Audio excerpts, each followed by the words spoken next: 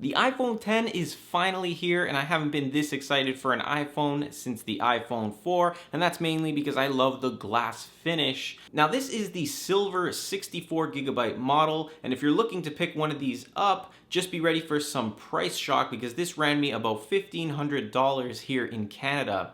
I also picked up some accessories including a wireless charger and some cases, which we'll take a look at later on in the video. There'll be links in the description to all of them if you want to check them out as well. Inside the box, as always, is the branded Designed by Apple in California pamphlet, which includes the Apple stickers, the SIM card ejection tool, and paperwork with a quick start guide, which we traditionally just throw away, but it might not be a bad idea to take a look at it this time around, especially since the iPhone 10 relies heavily on gestures. Or just subscribe to the channel. I'll be posting videos on all the gestures and the new functions of the iPhone 10. Next up is the iPhone itself, which launched in two colors, space gray and silver, which I have here. Now the silver, in my opinion, has more of a white look to it, and if you look at it compared to my white table, you can kind of see the difference. It's almost like it's white with a hint of gray rather than it being a traditional silver. And holding it, it doesn't feel as bulky as the iPhone 8 Plus. It's actually very similar to the iPhone 8. If we take a quick look here comparing it to the iPhone 8, you can see that it's not that much bigger, so it's almost like the middle ground for the three phones. With that being said, even though it's smaller than the iPhone 8 Plus, the screen is still larger due to the removal of the home button at 5.8 inches. As for the accessories, you get the USB power adapter, and though the iPhone X does support quick charge, unfortunately, Apple just ships out the standard charger. You get the Apple EarPods with volume controls and inline mic, which is standard for all iPhones these days. On the back of the EarPods, you get the Lightning to 3.5mm headphone jack adapter, which I think is a waste. Too many accessories to clip together just to use it, and that's because the iPhone 10 as well does not have a headphone jack. And lastly, you get the standard Lightning cable. So aside from the actual iPhone 10, everything inside the box is pretty much the same as it was with the iPhone 8 and iPhone 8 Plus. Taking a look around the phone, the first thing you're going to notice is that it's pretty much all screen. You're going to also notice the home button is gone, which means we've lost Touch ID. Now with that being said, we do gain Face ID, which is the facial recognition that we can use to unlock the phone, but that involves now this weird little notch that you'll see at the top. That's going to house a lot of the components that allow the facial recognition to work. It's also where the true depth front-facing camera is and the speaker. Now the trim around the phone is a stainless steel and it looks really nice, but with all iOS devices, for example, taking a look at my old iPod which had stainless, it scratches very easily. On the left side we have the traditional silent switch and the volume rockers. At the bottom is the main speaker and the lightning port. Moving to the right side we have our SIM card tray.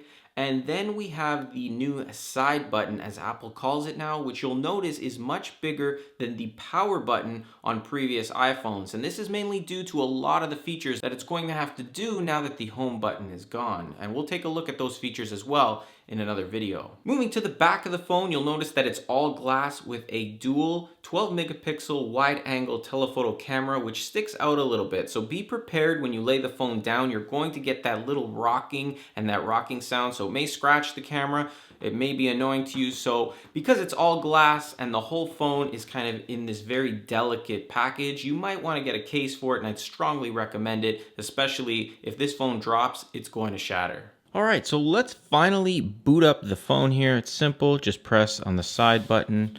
It should start to turn on. There's the Apple logo. And there we go, we've got the hello, and we can see we have to start using our gestures, swipe up. Here we go, let's set it up. I'm not going to insert my SIM card just yet. Let's select our country here. So let's go down. Quick start, if you have an iPhone or iPad running iOS 11, you can set it up. I'm going to set it up manually here. We can just choose our Wi-Fi network. And now it's going to begin to activate our device. But right off the bat, you can definitely see the notch at the top, how it's going to look. Here we go with Face ID. We should set this up. Let's try and do this here. Maybe I'm going to be in the way. Let's try. We'll click continue here. The camera might be in the way here though. We'll find out. Let's get started here. So it's going to read my face. Hopefully you can see this.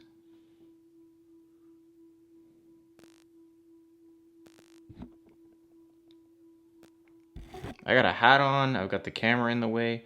If this thing actually works, it's gonna be pretty good. Move your head slowly.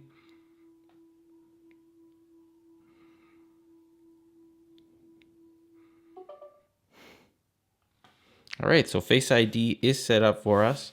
We'll click continue. Now basically Face ID is going to unlock our phone for us rather than using the Touch ID we had in other iOS devices. I'm just going to use that simple passcode just for this example here. All right, I'm going to set it up as a new iPhone here. We don't need anything. I don't want to set this portion up here. Let's do that later. We'll just say set it up later. Don't use. I always say don't. I don't send anything to Apple. I like to deny that. So I'm going to disable location services for now as well. You can set that up after. Now Siri, see, we're getting some gestures here or some features that we now have to use differently than we're traditionally used to do with the other iPhone devices. So now to activate Siri, it's a long press on the side button here, and you see you can activate Siri. Continue. Hey Siri, and it's going to launch. Actually, it launched on my other phones, all of them. All right, let's set it up later. We know Siri. Now we're not going to share anything with Apple. We'll just continue. Actually, let's see what it looks like without True Tone display. So if you click on that without True Tone, it's not going to show up too well on camera, but kind of gives you that, looks more blue without True Tone. We'll just hit continue here. Continue again. You can switch between apps. Again, another gesture we're going to have to use. So it's going to be a swipe up and kind of like a hold, and then you can move between your applications. Pretty simple. I'll be doing a full video as I mentioned as well. Now control center's at the top here to pull down to grab it. And we are going to swipe up to get started. And there we go. We've got the iPhone X booted up here. I think there's already a software update, maybe? No, there isn't. I thought there might have been. Let's just check it. Software update. Do we have the latest? Actually, we do. There is a software update that we need to do. So again, see how I just moved back there? Anytime you open applications now, it's not going to be simple just to press the home button. It's now a swipe upward, but just naturally, I already picked that up, swiping down to grab your control center.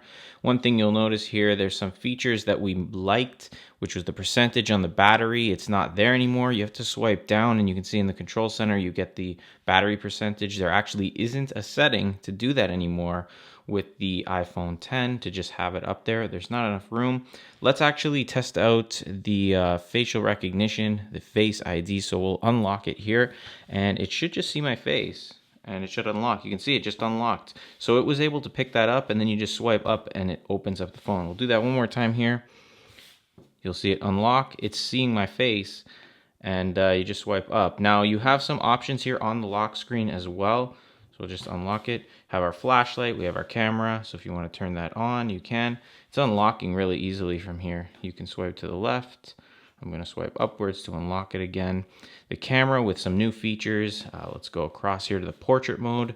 This is the one that everybody's going to kind of like, with the abilities to really capture a lot of things. I'm going to switch the camera to the front. So let's use some of this natural light. And let me just go back here again. Natural light, and you can see that we have some options here in the scroller, how you can switch it up. There was one like this. Let's try this one here. All right. Now if we take a look at that, you can see it blacks out everything in the background. So this is going to be a lot of fun to actually play around with new features, new gestures, new options, and I'll be definitely showing you how to use everything on this phone, so be sure to subscribe. But let's check out some of the accessories I picked up. We'll start off here with the wireless charger by Anker. That's this one right here. And again, links to each one of these accessories will be in the description if you want to pick them up for yourself. So the reason why I went with this Anker charger is because it was cheaper and it was USB enabled. So let's just open it up. I'll show you how it looks. It's very simple, very trim design here. You can see how it looks. Small, it's black. Most of what I have on my desk is white, so I wanted to get some transition in there. On the bottom, it has this blue LED light that goes around, so when it's charging, it will light up. It also comes with a USB charger here. So basically this is going to allow you to plug this up anywhere. You could plug it up to a computer, you could plug it up to an external drive, you could plug it up even to your car. Whereas the other charger I got, and made by Belkin, it's this one right here.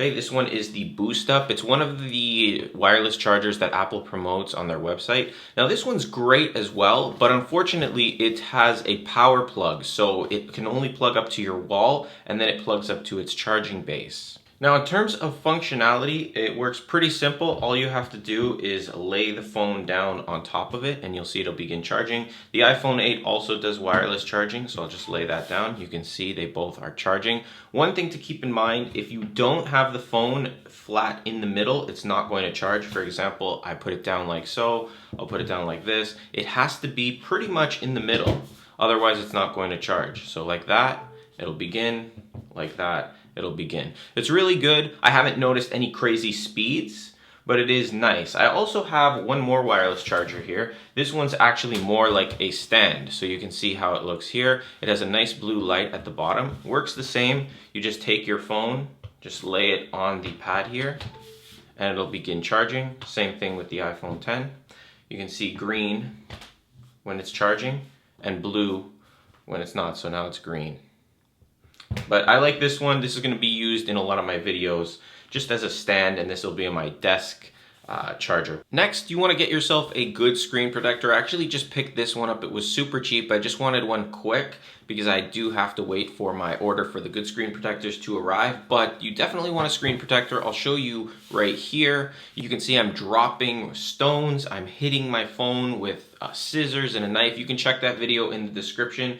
This screen protector I'll link you to, they're amazing. They basically have these molecules in them that allow it to bind, so if anything does hit your phone, your screen is going to be safe. But with the iPhone 10 being all glass, you want to make sure you can find a screen protector that has both a back and front to it. That way you can protect the whole phone. Same thing for the iPhone 8 if you plan to purchase that one, front and back. Next is cases. Obviously cases are a big thing. Now I wouldn't get anything too crazy bulky with this phone that covers up the back because that's the main feature. So you want to try to find something that's going to complement it. So I'm trying out some cases here. I like these see-through ones that have kind of like the look of either the space gray or this one here having the silver on the side. Pretty simple cases, nothing too crazy. They're mainly like bumper cases. You want to try to find the ones that have these air pockets in them. These ones I'll link you to in the description. This has a ring on the back, so it kind of will allow it to become like a stand, like so. Or you can even hold with the ring with your finger, and you don't have to risk dropping it. So I like that. That's what I got this one for. We'll take a look at this one here.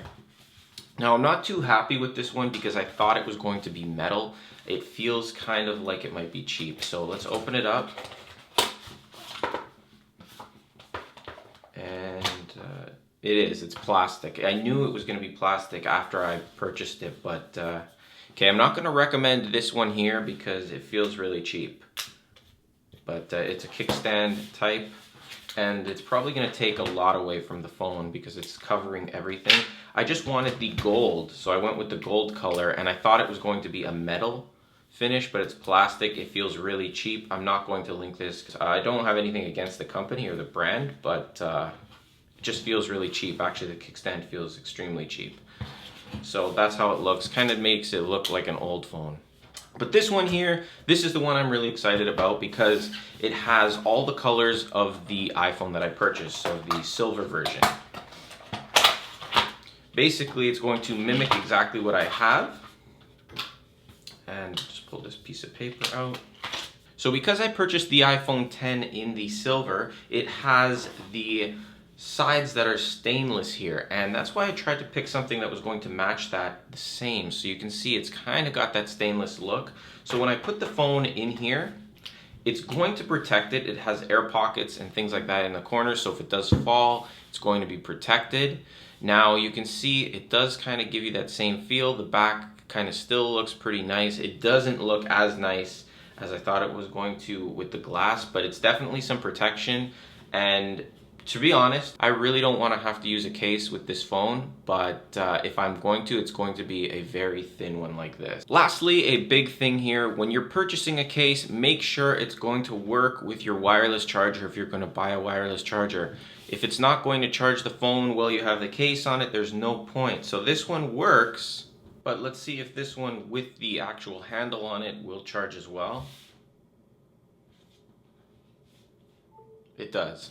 So you just want to make sure, I'm sure there are some cases that are metal that may block the wireless charging, but for the most part, they should all work, especially if they're trying to promote selling those cases for the iPhone X. Anyway, that's pretty much it for the unboxing. If you want to check out more videos on the iPhone X, I'll be posting them all over the channel, so be sure to subscribe. Also, I'm posting videos on the iPhone 8, if that's what you like or that's what you have, and I'll be showing you all the gestures, new features, camera abilities with the iPhone X in the very near future. Anyway, if you enjoyed the video, don't forget to hit that like button, subscribe, and I'll see you in the next one.